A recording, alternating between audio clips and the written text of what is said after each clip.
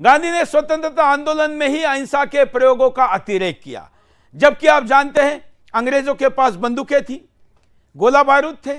वो फांसी की सजा देने के लिए न्यायालय लगा चुके थे, उनके पास कंपनियां थी जिससे लोगों को बेरोजगारी भी दे सकते थे और गद्दारों को रोजगार भी दे सकते थे, उनके पास टैक्स का हथियार था, उनके पास न्याय का हथियार था, उनके पास लॉ एंड ऑर्डर का हथियार था। न्यायालय से फांसी और बंदूक से गोली देने की ताकत जिनके पास थी,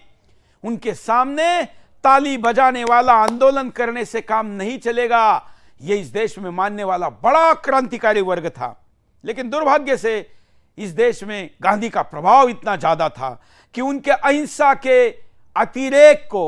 इस देश में एक बड़ा आपदा के रूप में देखा गया। हजारों पुस्तकें, लाखों कविताएं इसके ऊपर लिखी गई और इसलिए गांधी ने जो अहिंसा का हथियार उपयोग में लाया, सत्य अहिंसा का हथियार उपयोग में लाया, उसको अतिरेक के तौर पर भी कई महापुरुषों ने तक कहा गया है। और जैसे कि मैंने शुरू में ही कविता में कहा था कि अहिंसा का विरोध नहीं है, हमारे धर्म का ही यह वाक्य है और किसी में तो अहिंसा है नहीं, लेकिन धर्म हिंसा तद्वच,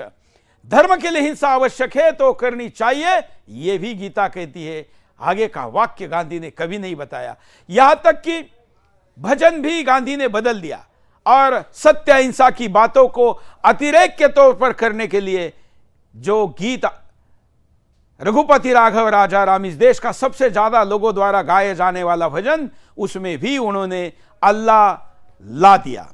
लोगों को यह अतिरेक लगता है और इसलिए भी गांधी से लोग असहमत बनते हैं। उनसे असहमति के अन्य मुद्दों पर यह भी बात आती है, जैसे मैंने कहा कि जहां पर आंख भी अगर शत्रु उठाता है तो उस आंख को फोड़ देने वाले वीर थे, हाथ उठने से पहले उसको हवा में काट देने वाले वीर थे,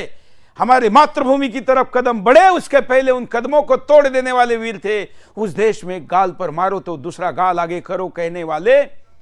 कैसे स्वीकार किए जा सकते हैं। और इसलिए अहिंसा का अतिरेक यह भी गांधी से असहमति का एक बड़ा कारण रहा। अगला मुद्दा,